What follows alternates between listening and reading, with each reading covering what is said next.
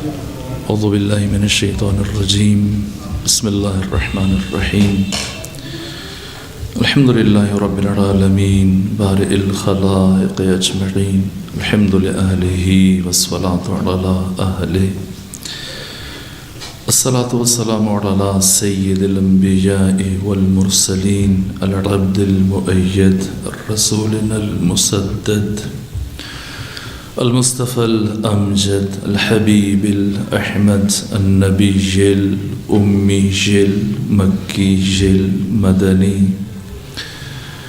السراج المنير الكوكب الدري صاحب الوقار والسكينة المدفون بأرض مدينة سيدنا ونبينا وشفيع ذنوبنا طبيب قلوبنا وحبيب نفوسنا ومولانا أبي القاسم محمد المصطفى صلى الله وأهل بيته الأطيبين الأطهرين الأنجبين المعصومين المظلومين ورحمة الله على أحبابهم وأصحابهم وشيرتهم ومحبيهم ومواليهم أجمعين ولعنة الله على أعدائهم ومنكري فضائلهم وغاصبي حقوقهم من جميع عداوتهم إلى الآن ومن الآن إلى قيام يوم الدين وبعد يوم الدين أما بعد فقد قال حق سبحانه في القرآن بسم الله الرحمن الرحيم والشمس وضحاها والقمر إذا تلاها والنهار إذا جلاها والليل إذا يغشاها والسماء وما بناها والأرض وما طحاها ونفس وما سواها فألهمها فجورها وتقواها قد أفلح من زكاها وقد خاب من دساها صلوات بيجي خواندان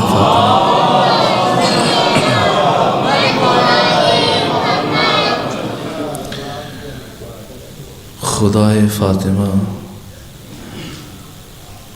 رب ذوالجلال نے توفیق عطا فرمائی کہ ایک مرتبہ پھر آپ با معرفت اور با بصیرت مومنین اور عاشقان اہل بیت کی خدمت میں حاضر ہونے کا شرف حاصل ہوا۔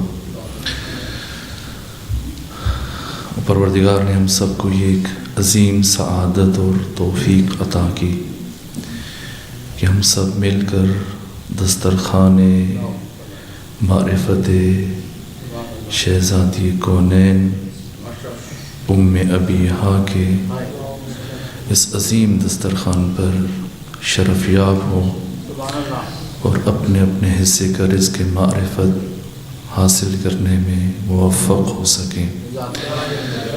اس پہلی نشست میں اور آغاز کلام میں ہم دعا کرتے ہیں کہ اللہ ہمارے ان ایام میں، ان گفتگوؤں میں، ہمارے پڑھنے میں اور ہمارے سننے میں اخلاص اور برکت عطا فرمائے۔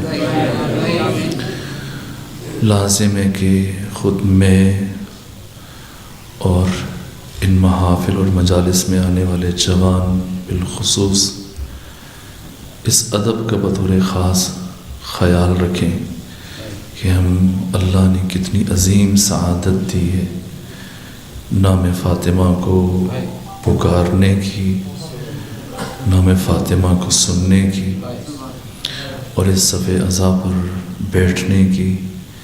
ان سعادت بزور بازو نیست تانا بخشت خدائے بخشندے، یک تعالیٰ کی عنایت ہے، اس کا ہم پہ کرم ہے۔ جسے جو ملا ہے وہ اسی دسترخوان معرفت سے۔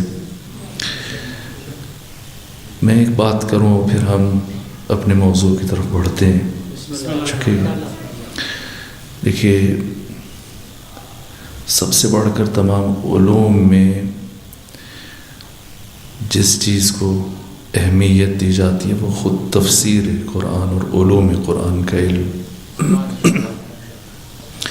فلسفہ، منطق، صرف، نحو، کلام، حدیث، سارے علوم، عقلی و نقلی علوم، ان کی اہمیت مسلم ہے، لیکن سب سے پہلے مرحلے میں جو درجہ ہے وہ علوم قرآن کا، علم تفسیر کا ہے، قرآن سے متعلق جو لکھا گیا. ان 1400 سالوں میں قرآن حکیم کی جتنی بھی تفاسیر لکھی گئی ہیں بالاتفاق اس میں علماء اہل تسنن، علماء اہل تشیع سب جمع ہیں. اگرچہ تفسیر فخر الدین رازی تفسیر کبیر ضخامت کے اعتبار سے بھی اور علمی معیارات کے اعتبار سے بھی توجہات کا مرکز ہے. علماء اہل تسنن اس تفسیر کی عظمت کو پرچار کرتے ہیں، لیکن اس کے باوجود خود بڑے بڑے علماء جیسے ڈاکٹر طہ مصر سے اور اس سے بھی بڑھ کے فریقین کے ہاں جس تفسیر کو سب سے زیادہ پذیرائی ملی، یا کہا جائے کہ 1400 سالوں میں جو تفسیر سب سے پہلے مرحلے میں جسے پسند کیا گیا اس کا نام تفسیر المیزان ہے، جسے علامہ سید محمد حسین طباطبائی نے تالیف کیا، جمع کیا. یہ تفسیر جس سے متعلق آیت اللہ جوادی عاملی فرماتے ہیں کہ مجھے نہیں لگتا کہ آئندہ 200 سال تک اس پائے کی تفسیر لکھی جا سکے. استاد حق شہید مرتضیٰ مطہری نے کہا کہ کبھی مطہری کو، یہ وہ مطہری ہیں جو خود شناسائی کے باب میں اپنے لیے یہ لفظ استعمال کرتے ہیں کہ میں نے جس دن قلم اٹھایا پہلی مرتبہ لکھنے کے لیے تو میں نے اپنے اللہ کے ساتھ یہ عہد باندھا کہ پروردگار تو مجھے لکھنے کی توفیق عطا کر رہا ہے، تو نے مجھے بولنے کی توفیق عطا کی ہے، میں تیری ذات کے ساتھ وعدہ کرتا ہوں میں زندگی میں کبھی بھی چبی چبائی بات نہ قلم سے اور نہ زبان سے ادا کروں گا. جب بھی بات کہوں گا نئی بات کہوں گا.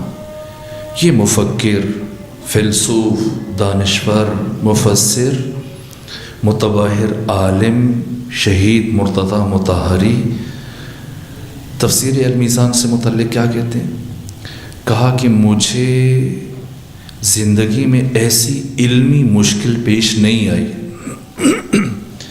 کہ جس کا حل المیزان کے پاس موجود نہ ہو.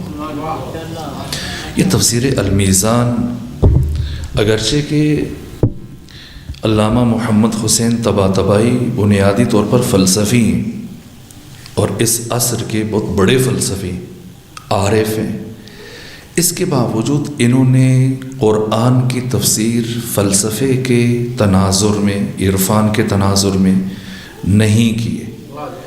یہ تفسیر قرآن بالقرآن ہے. قرآن کے ذریعے سے قرآن کی تفسیر کی انہوں نے. یہ اپنے بارے میں ایک بات کہتے ہیں، یہ بات میں جوانوں سے کہنے لگا ہوں، اس لیے میں نے آپ کو یہ زحمت دی. علامہ محمد حسین طباطبائی کہتے ہیں کہ بچپنے میں جب میں نے دینی علوم کی تحصیل کا آغاز کیا تو میرے والد کے دوست عالم وہ گھر پہ آ جاتے تھے مجھے پڑھانے کے لیے، میرے والد کی دوستی اور احترام کی وجہ سے. لیکن چند مہینے پڑھانے کے بعد انہوں نے مجھ سے یہ کہا کہ طباطبائی اگر تمہارے باپ کا پاس اور لحاظ نہ ہوتا تو میں کبھی تمہیں ایک لفظ نہ پڑھاتا. مجھے تم میں کوئی اہلیت نظر نہیں آتی، یعنی شاید میری زندگی کے نالائق ترین شاگردوں میں سے آپ ہو. طباطبائی کہتے ہیں کہ میں جتنی بھی کوشش کرتا تھا میں استاد کی باتیں سمجھ نہیں پاتا تھا. دوسری طرف دیکھتا تھا کہ میرے استاد نالاں ہیں اور مجھے بادل ناخواستہ پڑھا رہے ہیں. والد کی وجہ سے، والد کے احترام میں، ان کی رفاقت اور دوستی کے احترام میں، کہ ایک دن مجھے استاد نے کہا کہ اب مزید میں آپ کو پڑھانے کے لیے نہیں آؤں گا، خواہ آپ کے والد مجھ سے ناراض بھی ہو جائیں، میں سمجھتا ہوں کہ آپ کو پڑھا کے میں اپنا وقت ضائع کرتا ہوں۔ علامہ کہتے ہیں جب میں نے یہ بات سنی تو میں نے اپنے استاد سے کہا کہ مجھے کچھ دن اور اجازت دے دیجیے، مہلت دے دیجیے، اگر میں چند دنوں میں اپنی کیفیت نہ بدل سکا تو پھر آپ کو حق حاصل ہے، آپ چاہیں تو مجھے پڑھانا چھوڑ دیں۔ اس کے بعد علامہ کہتے ہیں کہ دوسرے دن اس سے پہلے کہ استاد آتے میں اپنے گھر سے قریب مسجد میں چلا گیا، وضو کیا، وضو کرنے کے بعد 2 رکعت نماز جناب سیدہ زہرا سلام اللہ علیہ کو ہدیہ کی، جناب سیدہ کو ہدیہ کی، اور اس کے بعد میں نے سیدہ کے وسیلے سے اللہ کی بارگاہ میں اپنے دونوں ہاتھ پھیلا دیے اور میں نے ایک دعا مانگی۔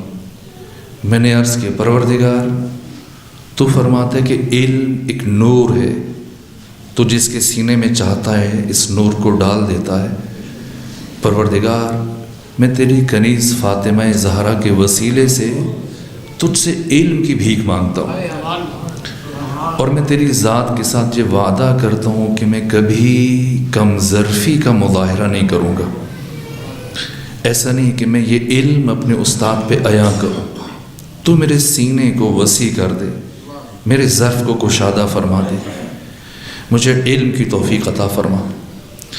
علامہ طباطبائی فرماتے ہیں کہ یہ دعا مانگنے کے بعد جب میں اٹھا تو میں نے خود کو وزین اور سنگین محسوس کیا، اپنے وجود میں ایک انقلاب اور تبدیلی محسوس کی۔ اس کے بعد جب میں استاد کی خدمت میں گیا تو میں نے محسوس کیا کہ استاد وہ باتیں جو میں بہت کوشش کے باوجود نہیں سمجھ پاتا تھا، آج مجھے یوں لگ رہا تھا کہ جو استاد مجھے پڑھا رہے ہیں استاد سے پہلے میں جانتا ہوں، لیکن میں نے کبھی اپنی زندگی میں استاد پر ان کیفیات کو ظاہر نہیں کیا۔ جب تک وہ مجھے پڑھاتے رہے میں اسی طرح سے پڑھتا رہا۔ ذات سیدہ، ذات فاطمہ الزہرا، چونکہ رزق کی سب سے بارز ترین مصداق علم اور معرفت ہے۔ ہم سمجھتے ہیں شاید کہ رزق سے مراد گندم ہے، جو ہے، چاول ہے، روٹی ہے، نہ، یہ رزق کا مصداق ہے لیکن ادنا مصداق ہے، رزق کا بارز ترین مصداق یہ نہیں۔ رزق کے بارز ترین مصادیق، علیکم السلام ورحمۃ اللہ، بارز ترین مصادیق کیا ہیں جو دعائے امام زمانہ میں ہم اللہ سے مانگتے ہیں؟ اللہم ارزقنا توفیق الطاعہ وبعد المعصیہ وصدق النیہ وعرفان الحرمہ وکرمنا بالہدی والاستقامہ، یہ رزق ہے۔ معرفت رزق ہے، علم رزق ہے، استقامت رزق ہے، صفات حسنہ رزق ہے۔ یہ رزق ہم خدا سے مانگتے ہیں، اور علامہ طباطبائی کے اس عمل سے ہم یہ سمجھ رہے ہیں کہ یہ تمام ارزاق وسیلہ سیدہ سے مانگنے ہیں۔ یہ جو عشرہ مجالس کی توفیق حاصل ہوئی ہے، در حقیقت یہ دسترخوان علم و معرفت ہے، جب ہم سیدہ کے وسیلے سے اپنے پروردگار سے امیدوار ہیں کہ ہم سب کے سینوں کو انوار الہیہ سے حق تعالیٰ منور فرمائے۔ اپنی دعا کی قبولیت کے لیے خاندان فاطمہ پر صلوات بھیجیے۔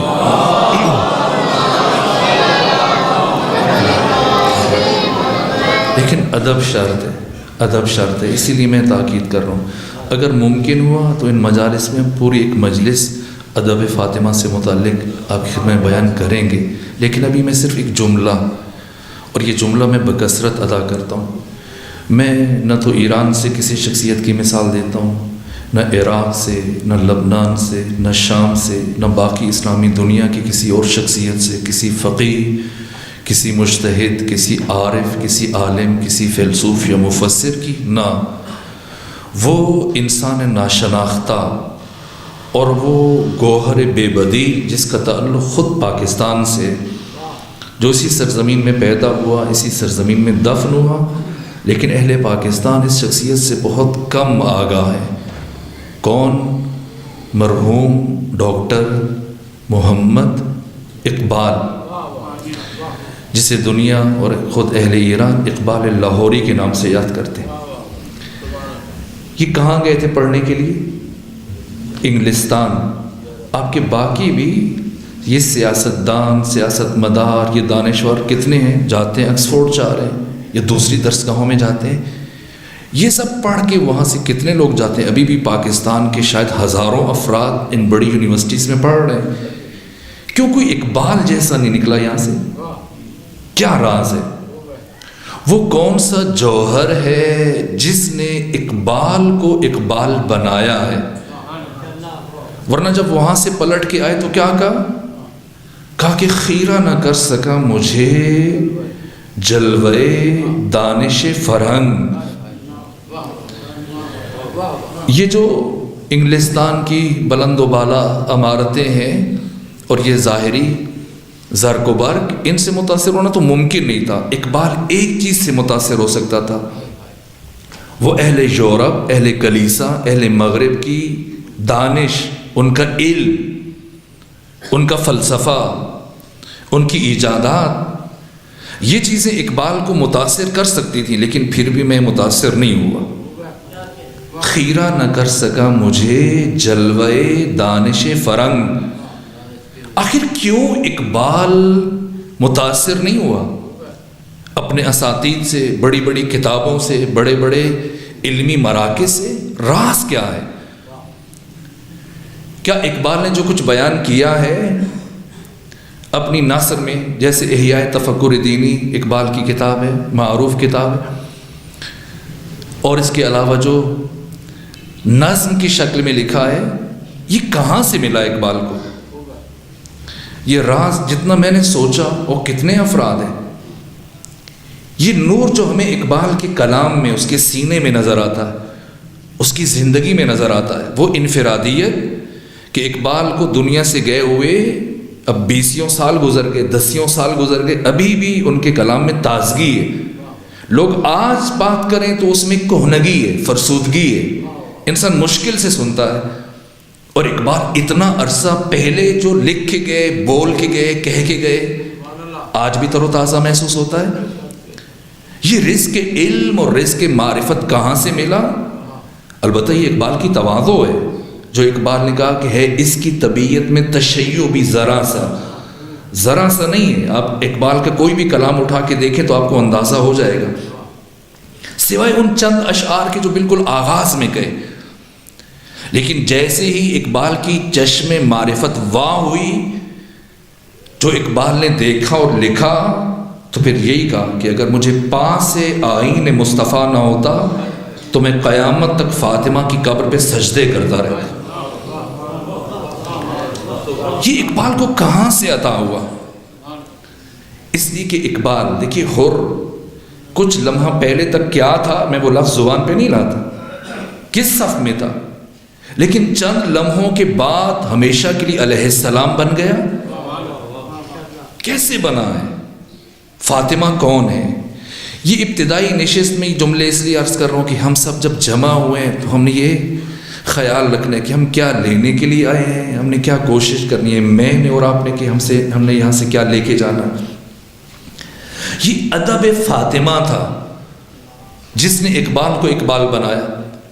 اقبال مولانا مودودی کے والد جی بیان کرتے ہیں، خود اقبال، کہ میں ابوالعلا مودودی کے والد کے ساتھ اپنے مکان کی بالائی منزل پہ ان کے ساتھ گفتگو کر رہا تھا، یہاں تک کہ محرم کے ایام تھے اور گلی سے ایک ماتمی جلوس گزرا، وہ نوحہ پڑھتے ہوئے سینہ کوبی کرتے ہوئے آگے جا رہے تھے، تو اقبال اسی طرح سے معذرت کی مولانا سے اور نیچے اتر آئے۔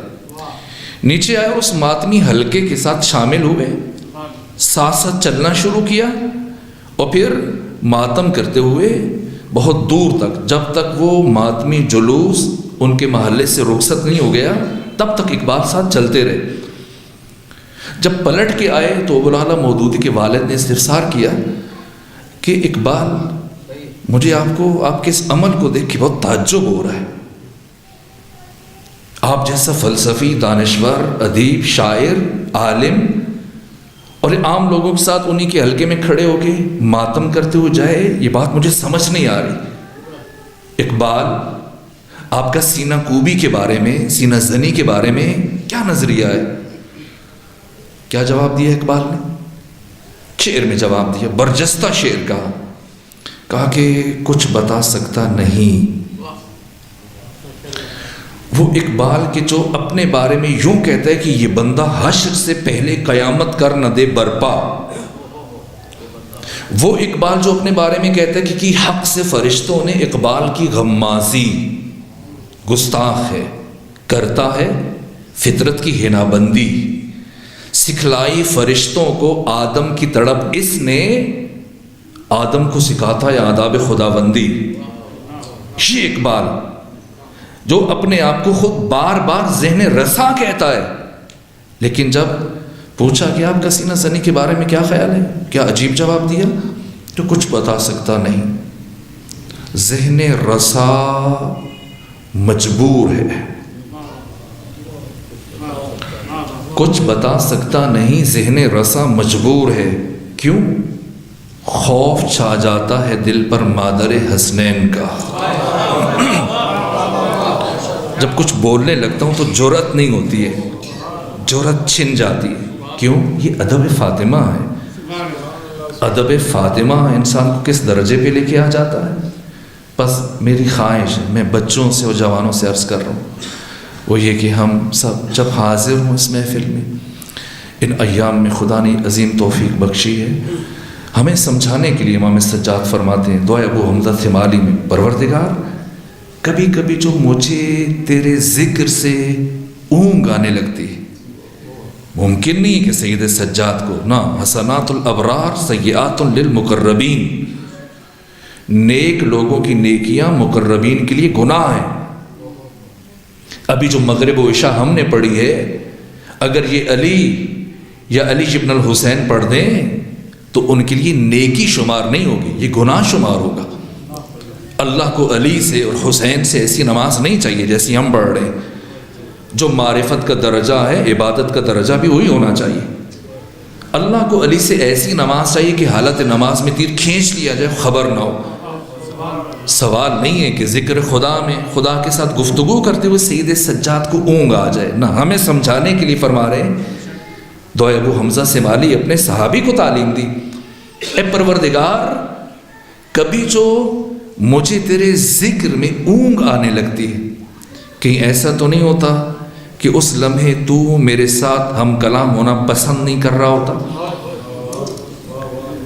کبھی جو ہم نکلے مجلس فاطمہ میں شرکت کے لیے اور اچانک سے جیسے ہی تیار ہوئے، آمادہ ہوئے، گھر سے نکلنے لگے تو ایک اچانک سے دوست آ گیا بن بتائے۔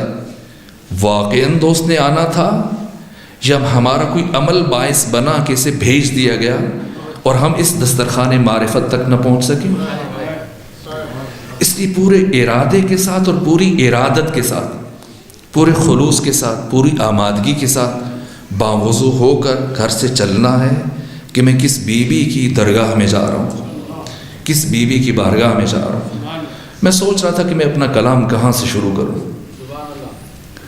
میں نے سوچا عام طور پر ہمارے ہاں مجالس اور محافل کا آغاز حدیث قصہ سے کیا جاتا ہے، تو میں نے بھی یہ مناسب سمجھا کہ میں ذکر فاطمہ کا آغاز حدیث قصہ سے نہیں لیکن آیت قصہ سے کروں، اس لیے کہ اللہ نے ایک حدیث قصہ خود قرآن کے اندر بھی رکھی ہے، لیکن اس حدیث کا یعنی ان آیات کا ظاہر سے نہیں سمجھ میں آتا۔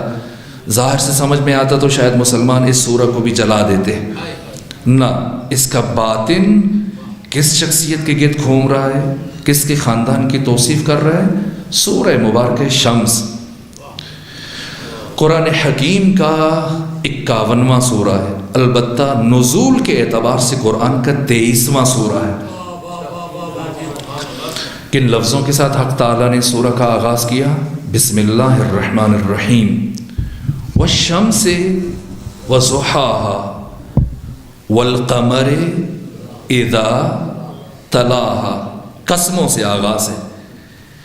کچھ صورتیں ہیں قرآن کی جن کا آغاز قسم سے ہو رہا ہے، ان میں سے ایک سورہ شمس ہے۔ لیکن وہ سورہ جس کے آغاز میں اللہ نے سب سے زیادہ قسمیں اٹھائیں، فلسفہ قسم وہ بیان نہیں کیا جائے گا۔ سورہ مبارکہ عصر، اس کے آغاز میں اللہ نے ایک قسم اٹھائی، والعصر۔ سورہ ضحیٰ، اس کے آغاز میں اللہ نے دو قسمیں اٹھائیں، والضحیٰ واللیل اذا سجا، دو قسمیں اٹھائیں۔ سورہ مبارکہ عادیات، اس کے آغاز میں اللہ نے تین قسمیں اٹھائیں، اور سورہ تین کے آغاز میں چار قسمیں اٹھائیں۔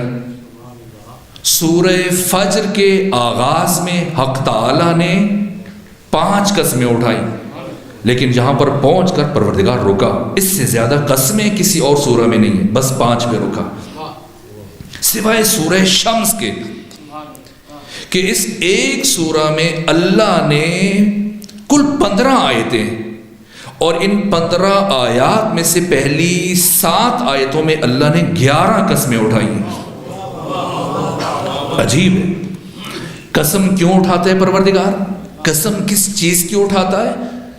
کم از کم پہلے مرحلے میں جس چیز کی اللہ قسم اٹھا رہا ہے وہ کتنی اہم ہے، جس کا اللہ انتخاب کر رہا ہے، اور پھر جس مقصد کے لیے اللہ قسم اٹھا رہا ہے وہ مقصد کتنا عظیم ہے۔ اس پورے سورہ میں اللہ نے صرف ایک بات کی ہے، جو روح مطلب ہے، جو جان مطلب ہے، اس سے پہلے 11 قسمیں، پھر اگلی 4 آیتوں میں اللہ نے ایک مثال دی، اور آخری آیت میں اللہ نے انسان کو خبردار کیا، وَلَا يُخَافُ عُقْبَاهَا۔ یہ جو میں نے قوم سمود کے ساتھ کیا ہے، کسی اور کے ساتھ کرتے ہوئے مجھے کوئی باک نہیں ہے، کوئی خوف نہیں ہے، اس انجام سے میں کسی بھی قوم کو دوچار کر سکتا ہوں۔ یہ عجیب سورہ ہے جو زندگی کی حقیقتوں سے پردہ اٹھا رہا ہے۔ پہلے ہم قسموں کی طرف آئے ہیں، کیا فرمایا؟ والشمس وضحاها، مجھے سورج کی قسم، وضحاها، اور مجھے وقت ضحیٰ کی قسم۔ یہ کون سا وقت ہے؟ جب سورج کی روشنی پوری آب و تاب کے ساتھ صفحہ زمین کو اپنے حصار میں لے لیتی ہے، اور زمین کا ہر نقطہ جب روشن ہو جاتا ہے اور سورج کی روشنی پوری طرح سے ظاہر ہو رہی ہوتی ہے، اس وقت کو وقت ضحیٰ کہا جاتا ہے۔ زوال کا وقت نہیں، طلوع کا وقت نہیں، غروب کا وقت نہ، وقت ضحیٰ، اس لیے کہ وقت طلوع سورج کی روشنی پھیل رہی ہوتی ہے تدریجاً، وقت غروب سورج کی روشنی سمٹ رہی ہوتی ہے، وقت زوال سورج کی روشنی کم ہونا شروع ہو جاتی ہے۔ وقت زوال جب آپ کی نماز ظہر کا وقت شروع ہوتا ہے، جب آپ ایک چھڑی نصب کرتے ہیں زمین میں اور اس کا سایہ ختم ہونے کے بعد یا انتہائی کم ہونے کے بعد دوبارہ بڑھنے لگتا ہے، یہ ظہر کا وقت ہے۔ اس سے پہلے، زوال سے پہلے کا جو متصل وقت ہے، یہ نیم ساعت یا 1 ربع، یہ 10-15 منٹ، یہ وقت ضحیٰ ہے، جب سورج کی روشنی صفحہ زمین کو پورے حصار میں لے لیتی ہے۔ مجھے سورج کی قسم اور مجھے وقت ضحیٰ کی قسم، والقمر اذا تلاہا، اور مجھے چاند کی قسم جب وہ بلا فاصلہ سورج کے پیچھے طلوع کرتا ہے۔ پہلی آیت میں اللہ نے 2 قسمیں اٹھائی، سورج کی قسم اور وقت ضحیٰ کی قسم، اور دوسری آیت میں اللہ نے 1 قسم اٹھائی۔ 2 چیزوں کو ملا کر ایک قسم بن رہی ہے۔ چاند کی قسم جب وہ بلا فاصلہ سورج کے پیچھے طلوع کرتا ہے۔ یہ کون سا چاند ہے؟ ابتدائی 10 دنوں میں اگر آپ دیکھیں چاند کو تو یہ کب ظاہر ہوتا ہے؟ اب مشاہدہ کیجئے گا، کافی فاصلے کے بعد سورج غروب کر لیتا ہے، پھر کافی وقت کے بعد چاند ظاہر ہوتا ہے۔ آخری 10 دنوں میں بھی سورج کے غروب کے کافی دیر کے بعد چاند سامنے آتا ہے، لیکن جو وسط کے 10 دن ہیں ان میں یہ فاصلہ کم ہوتا ہے، غروب آفتاب اور طلوع قمر میں، اور سب سے کم کس دن ہوتا ہے؟ بلکہ فاصلہ ہوتا ہی نہیں ہے، 14ویں کا چاند۔ ادھر سورج غروب ہوتا ہے، ادھر چاند سامنے افق پہ موجود ہوتا ہے، دکھ رہا ہوتا ہے۔ مجھے 14ویں کے چاند کی قسم، چاند کی قسم جب وہ بلا فاصلہ سورج کے پیچھے ظاہر ہوتا ہے۔ یہ کون سا چاند ہے؟ 14ویں کا چاند، یہ ظاہر قرآن ہے۔ اور پھر کیا فرمایا؟ وَالنَّهَارِ إِذَا جَلَّاهَا، مجھے دن کی قسم جب دن پوری طرح سے متجلی ہو جاتا ہے، جب اس کا جلوہ ہر سو بکھر جاتا ہے۔ ایسا نہیں صبح کے وقت بھی تو دن ہے، شام کے وقت بھی تو دن ہے نا۔ کس مرحلے میں دن کی قسم اٹھائی جا رہی ہے؟ جب یہ دن پوری وجود کے ساتھ متجلی ہوتا ہے، تب مجھے اس دن کی قسم۔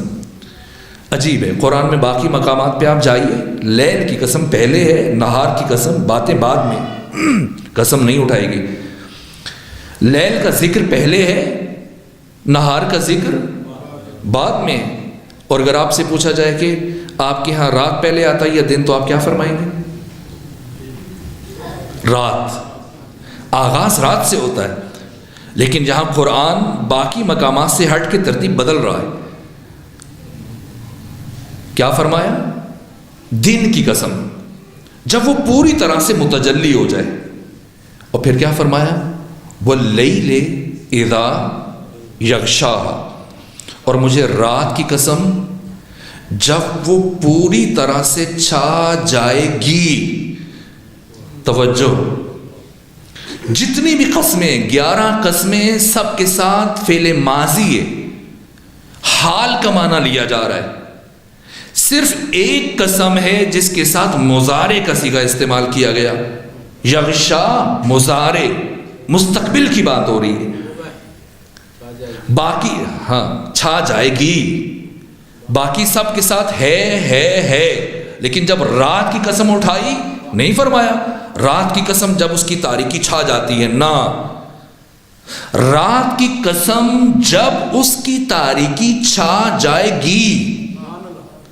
عجیب ہے، مجھے سورج کی قسم، مجھے وقت ضحیٰ کی قسم، مجھے چاند کی قسم جب وہ بلا فاصلہ سورج کے بعد طلوع کرتا ہے، سورج کے ساتھ طلوع کرتا ہے، مجھے دن کی قسم جب پوری طرح سے متجلی ہوتا ہے، مجھے رات کی قسم جب وہ چھا جائے گی، وَالسَّمَاءِ وَمَا بَنَاهَا، اور مجھے آسمان کی قسم۔ بعض مترجمین نے اس آیت کا معنی کیا کہ مجھے آسمان کی قسم اور مجھے آسمان کے بنانے والے کی قسم۔ نہ، آیت میں ما ہے، من نہیں ہے۔ ما اور من کا فرق کیا ہے؟ دیکھیے، آج ظاہر ہے کہ جیسے ہی سفر کر کے میں پہنچا تو آپ کی خدمت میں حاضر ہو گیا، اب جیسا تیسا پڑھ رہا ہوں، اسی کو قبول فرمائیے۔ اور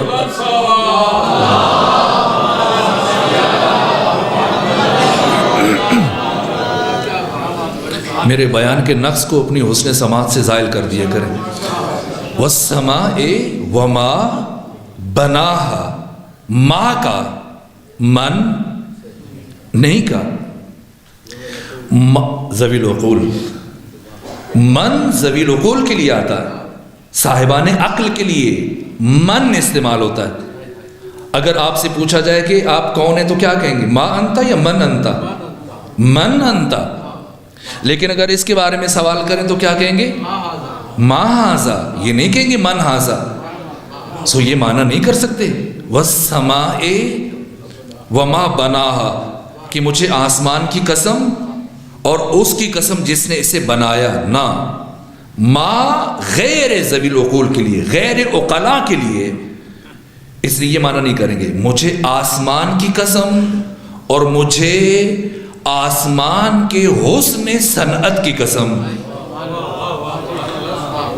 والارض وما طحاها، مجھے زمین کی قسم اور مجھے زمین کے بچھائے جانے کی قسم، والنفس وما سواها، عجیب ہے، زمین کی قسم تو کافی ہے نا، یہ بچھائے جانے کی بات کیوں کی جا رہی ہے؟ ذہن آہستہ آہستہ پہنچنا چاہیے تاکہ ہم ظاہر سے باطن کا سفر طے کر سکیں۔ وَنَفْسٍ وَمَا سَوَّاهَا، یہ آخری قسم ہے، 11ویں قسم، مجھے نفس انسانی کی قسم، مجھے روح انسانی کی قسم، وما سواها، اور اس کے توازن کی قسم، توازن کی قسم۔ اب میں اردو میں اور کیا لفظ اگر ان آنے والے دنوں مجھے کوئی مناسب مل گیا تو عرض کر دوں گا، توازن کی قسم۔ فَأَلْهَمَهَا فُجُورَهَا وَتَقْوَاهَا، تو ہم نے اس نفس انسانی میں الہام کیا، کیا؟ فجور اور تقوی، یہ دونوں چیزیں الہام کی۔ 11 قسموں کے بعد یہ تمہیدی بیان ہے اس حتمی جملے کے لیے۔ ہم نے نفس انسانی میں، جس کی اللہ نے ایک لمحہ پہلے قسم اٹھائی، کا اس میں الہام کیا فجور کو اور تقوی کو۔ یہ فجور کیا ہے؟ فجور، فاجر، فجر، یہ سبھی ایک خاندان کے الفاظ ہیں۔ اس کا مطلب کیا ہے؟ لغوی معنی، مفردات راغب میں چلے جائیے، امام راغب اصفہانی نے کیا معنی کیا؟ فجر، فجور، فاجر، وسیع شگاف۔ فجر کو فجر کیوں کہتے ہیں؟ اس لیے کہ یہ فجر کی، صبح کی سفیدی رات کی تاریکی کو پھاڑ دیتی ہے، اس لیے اسے فجر کہا جاتا ہے۔ یزید کے لیے امام حسین نے لفظ فاسق اور فاجر استعمال کیا۔ فاجر کسے کہا جاتا ہے؟ فاجر وہ جو اپنے بد کرداری کے نتیجے میں دین اور دیانت کی رضا کو پھاڑ دے۔ فَأَلْهَمَهَا فُجُورَهَا وَتَقْوَاهَا، اتنی قسموں کے بعد اب پروردگار نے کیا فرمایا؟ قد، یہ قد اگر فعل مضارع پہ آ جائے تو تقلیل کا معنی دیتا ہے، یعنی کبھی کبھی، چونکہ اب علمی ذوق رکھتے ہیں اور ساتھ میری رہنمائی کر رہے ہیں تو پھر میں جملہ آپ کو ہدیہ کر رہا ہوں۔ قد فعل مضارع پہ آئے تو کبھی کبھی کا معنی دیتا ہے، یہی قد فعل ماضی پہ آ جائے تو پھر تحقیق کا معنی دیتا ہے۔ حرف ایک ہے، لفظ ایک ہے، لیکن مقام بدلنے سے معنی بدل جاتا ہے۔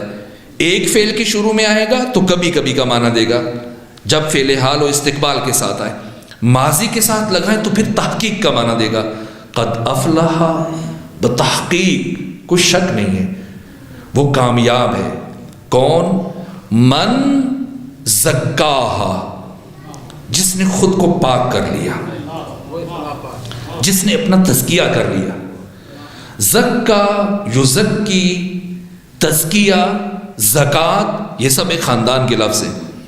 زکاہا، تزکیہ، یزکی، اس کا جو ابتدائی معنی ہے، لغوی معنی، جو ہر لفظ کے اندر ہم نے تلاش کرنا ہے اور پھر اس سے جس معنی میں یہ لفظ استعمال ہو رہا ہے پھر اس کے ساتھ مماثلت نہ ہو تو نہیں کر سکتے۔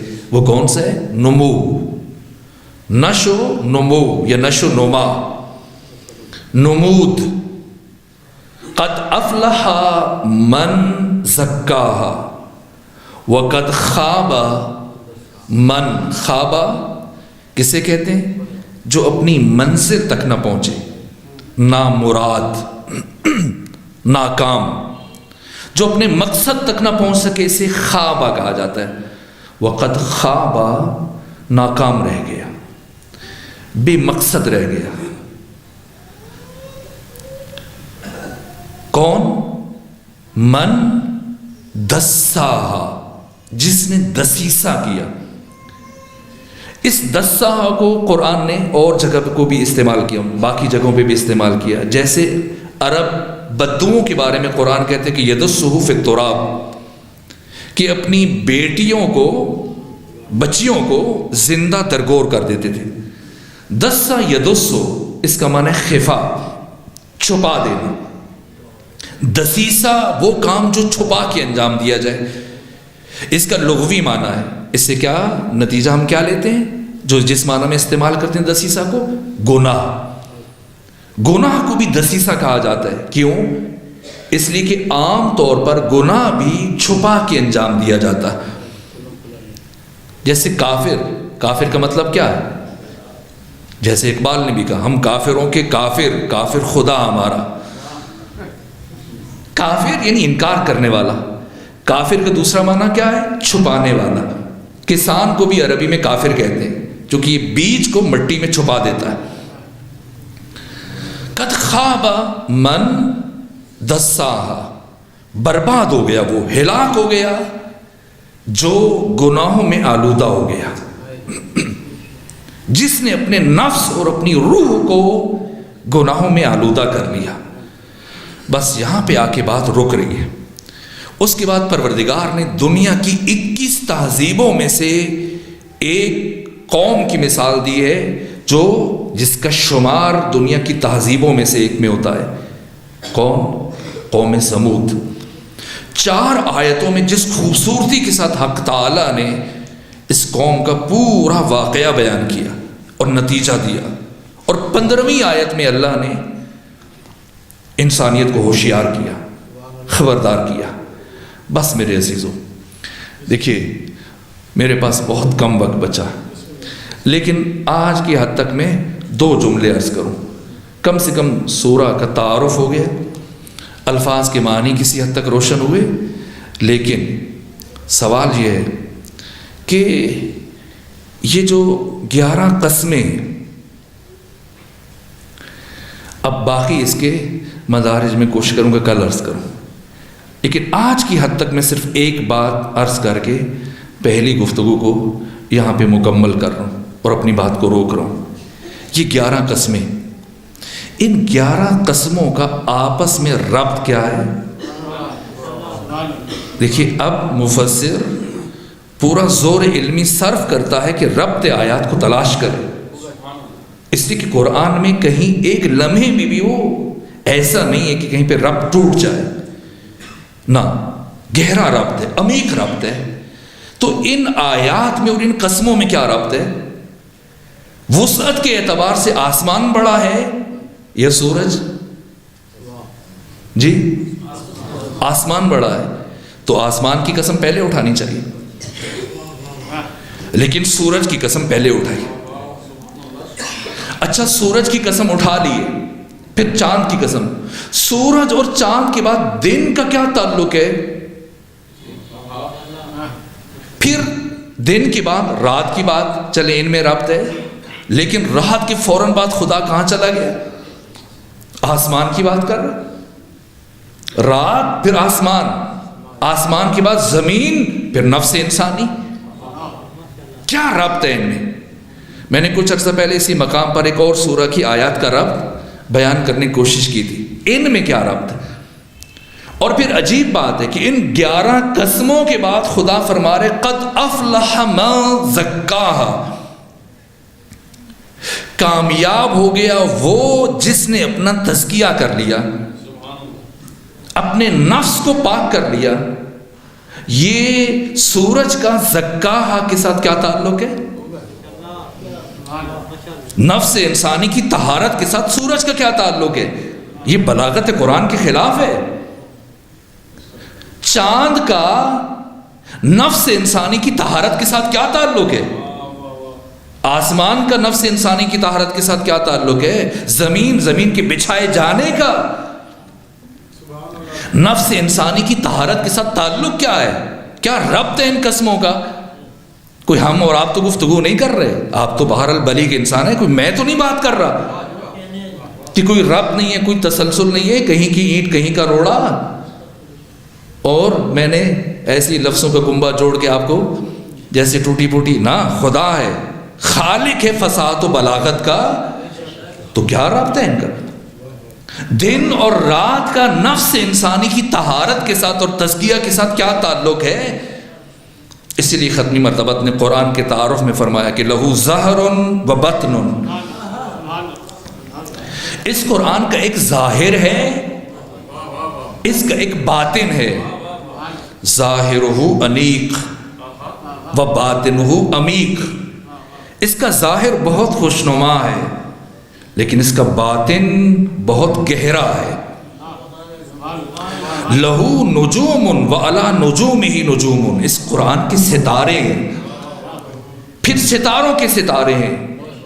لا تحصی عجائبہ ولا تبلا غرائبہ، قرآن کی حیرت انگیز باتوں کو کبھی گنا نہیں جا سکتا، پیغمبر فرما رہے ہیں.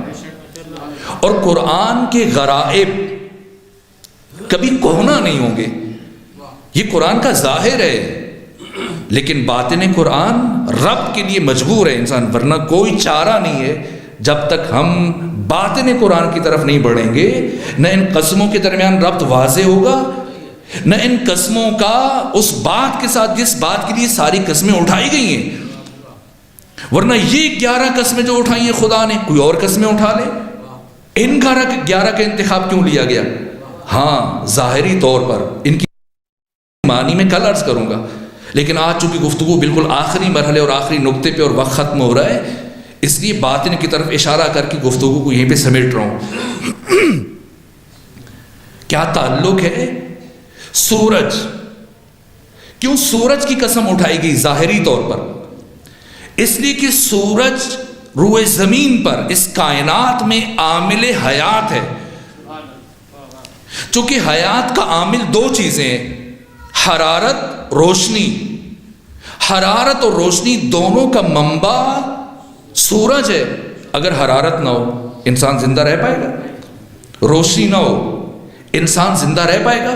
یہ میں کل عرض کروں گا کہ سورج کے فیض سے کیا کیا انسان کو مل رہا ہے، یہ اشارے کل کروں گا. لیکن یہ سورج جو اس نظام شمسی میں جگمگا رہا ہے، یہ جہان مادہ میں رمز حیات ہے. اور قرآن اس سورج کی بات کر رہا ہے جو جہان معنی میں رمز حیات ہے. یہ سورج جو ہمارے جسموں کو زندگی دے رہا ہے، قرآن اس سورج کی بات کر رہا ہے جو انسان کے دلوں اور ان کی روحوں کو زندہ کر رہا ہے. کون؟ جس کے بارے میں خود قرآن کہتا ہے کہ اے مومنین لبیک کہو اللہ کو اور اس کے رسول کو جب وہ تمہیں حیات کی طرف بلائیں، زندگی کی طرف بلائیں. ذات مصطفیٰ روئے زمین اس کائنات میں عامل حیات ہے. اگر ہم یہ بات سمجھیں تو کبھی پھر مسلمانوں میں ایسے فرقے نہ بنے کہ یہ حیاتی ہے یہ مماتی ہے.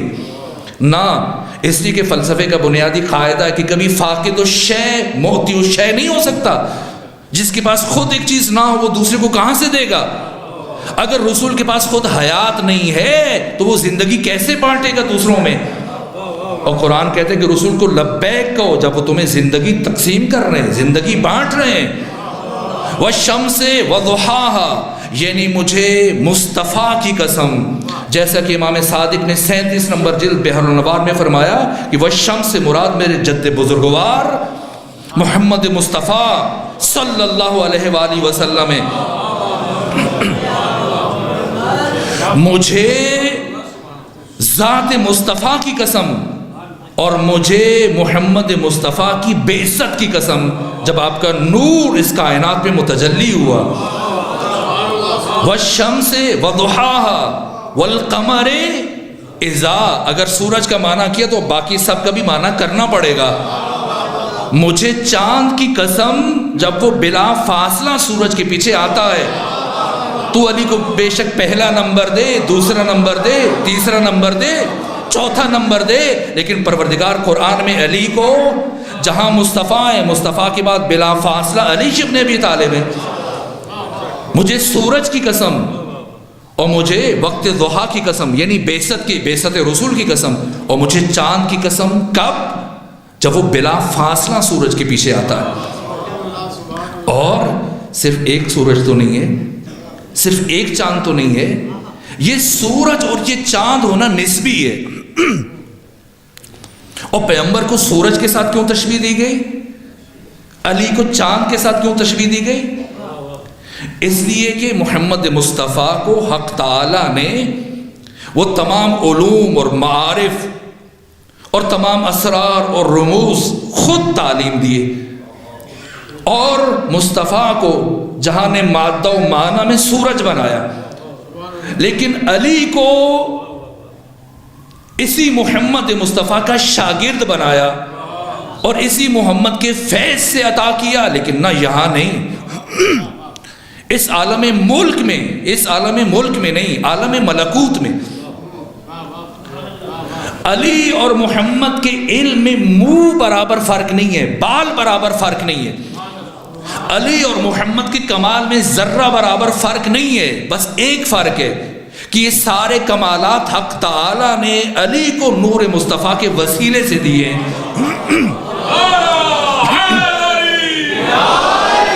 اس لیے قمر سے تعبیر کیا، علی قمر ہیں، کب؟ جب محمد مصطفیٰ کے ساتھ کھڑے ہوں، لیکن جب حسن کے ساتھ کھڑے ہوں پھر کیا ہے؟ پھر سورج ہے، اور حسن چاند ہے، اور حسن سورج بھی ہے چاند بھی ہے۔ کب؟ حسن جب حسین کے ساتھ کھڑے ہوں گے تو سورج ہیں، جب علی کے ساتھ کھڑے ہوں گے تو چاند ہے۔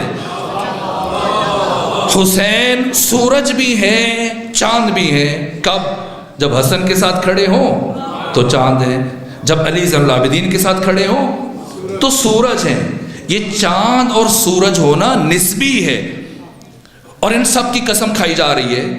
اور پھر کیا فرمایا؟ والشمس وضحاها والقمر اذا تلاها والنہار اذا جلاها۔ یہ کون سا دن ہے جب یہ پوری طرح سے متجلی ہوا؟ ہاں، وہ دن جب ان سب کی ولایت کا ایک ساتھ اعلان کیا گیا۔ ہر دن نہیں، روز غدیر کی قسم، والنہار اذا جلاها، مجھے روز غدیر کی قسم جب ان 14 کا نور پوری طرح سے متجلی ہوا، ان سب کی ولایتوں کا اعلان ہوا۔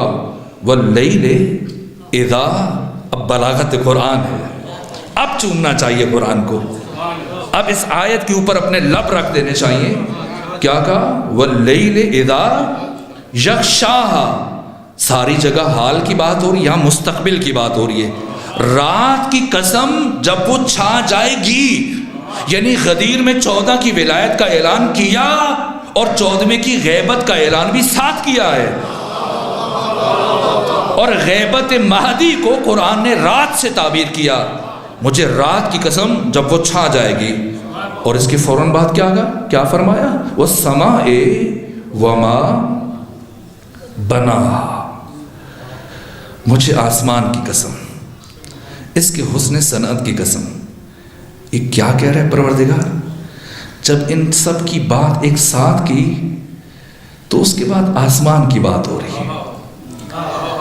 کیا مطلب ہے اس کا؟ یعنی وہ ذات کی جو ان سب کے لیے پناہ گاہ ہے، اور اس ذات کی یہ آسمان کنایا ہے، یعنی مجھے چادر فاطمہ کی قسم،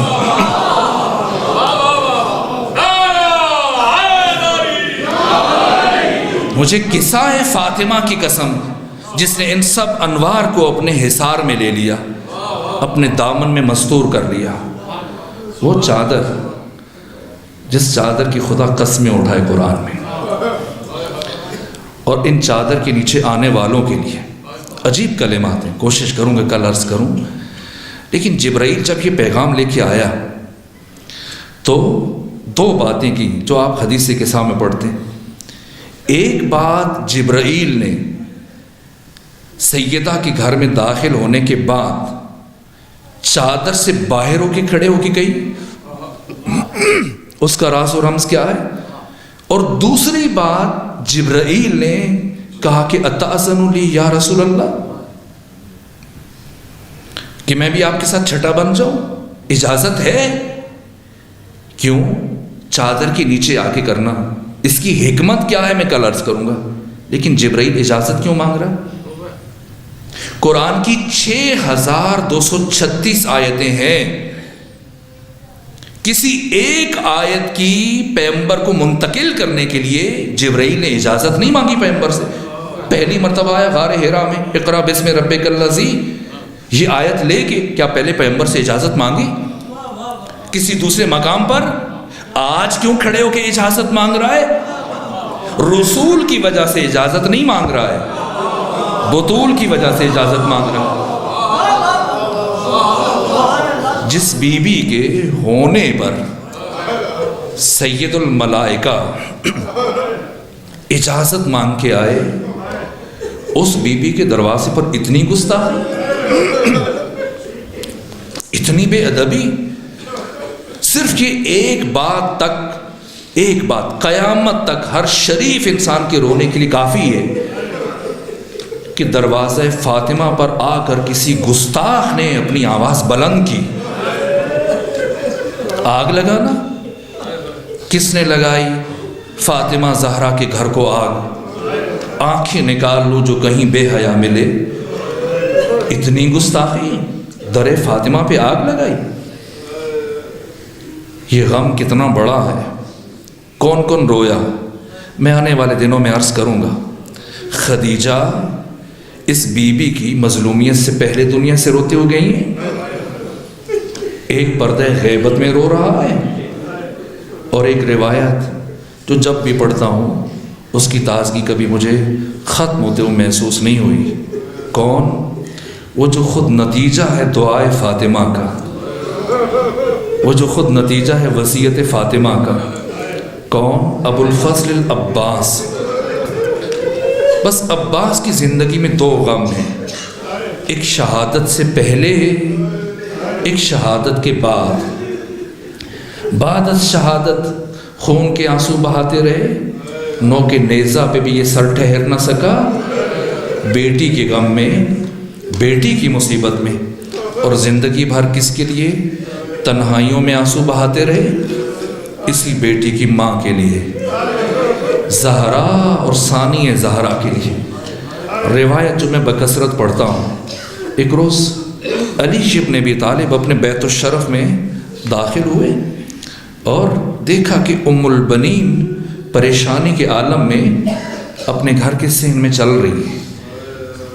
امیر المومنین نے سلام کیا، اور سلام کرنے کے بعد کہا بی بی آپ مضطرب ہیں، بے چین ہیں، کیا بات ہے؟ کہا آقا اس لیے مضطرب ہوں کہ میرا بیٹا عباس بہت وقت ہوا گھر سے باہر ہے، ابھی تک واپس نہیں آئے۔ علی فرمانے لگے ام البنین عباس چھوٹے نہیں، واپس آ جائیں گے۔ عرض کیا آقا میں حاسدین مدینہ سے ڈرتی ہوں کہ کوئی میرے بیٹے کو نقصان نہ پہنچا دے۔ آقا اگر ممکن ہو تو آپ میرے عباس کو ڈھونڈ کے لے آئیے۔ علی باب مدینۃ العلم جانتے ہیں کہ عباس کہاں ہیں، گھر سے چلے اور کہاں پہنچے؟ جنت البقیع میں، جہاں عباس ایک قبر کے کنارے کھڑے ہو کر گریا کر رہے۔ اب جو علی اپنے بیٹے کے قریب پہنچے، کیا سنا؟ بس کچھ کلمات ہیں جو بار بار ابو الفضل کی زبان پر جاری ہیں۔ کیا کہہ رہے ہیں؟ اے بی بی میں نے سنا ہے کسی شقی نے آپ کے دروازے پر آگ لگائی تھی۔ اے بی بی میں نے سنا ہے کہ کسی شقی نے تلوار کے دستے سے آپ کے ہاتھوں کو زخمی کیا تھا۔ اے بی بی میں نے سنا ہے کہ کسی شقی نے آپ کے ہاتھوں پر تازیانے مارے تھے۔ اے بی بی کاش میں ہوتا تو میں دیکھتا کہ دشمن کو اتنی بڑی جرأت کیسے ہوتی ہے۔ پروردگار بحق مظلوم کون ہے سیدہ زہرا سلام اللہ علیہ ہماری عبادت کو اپنی بارگاہ میں قبول فرما۔ پروردگار ہم سب کو دسترخوان معرفت سیدہ زہرا سے اپنا اپنا حصہ حاصل کرنے کی توفیق عطا فرما۔ پروردگار سیدہ زہرا کے صدقے میں ہم سب کو گناہوں کی قید سے رہائی عطا فرما، ہم سب کو نعمت تقوی، نور بصیرت اور نور معرفت عطا فرما۔ پروردگار جو مومن مریض ہیں انہیں شفا عطا فرما، جو تنگ دست ہیں ان کی تنگ دستی دور فرما، جو پریشان حال ہیں ان کی پریشانیوں کو دور فرما، جو بے اولاد ہیں انہیں اولاد عطا فرما، جو رحلت کر گئے سب کو جوار سیدہ میں جگہ عطا فرما۔ فرزند فاطمۃ الزہرا امام زمانہ کے ظہور میں تعجیل فرما، علماء حق و مومنین کا زندگیوں کو دراز فرما، حوادث روزگار سے محفوظ فرما۔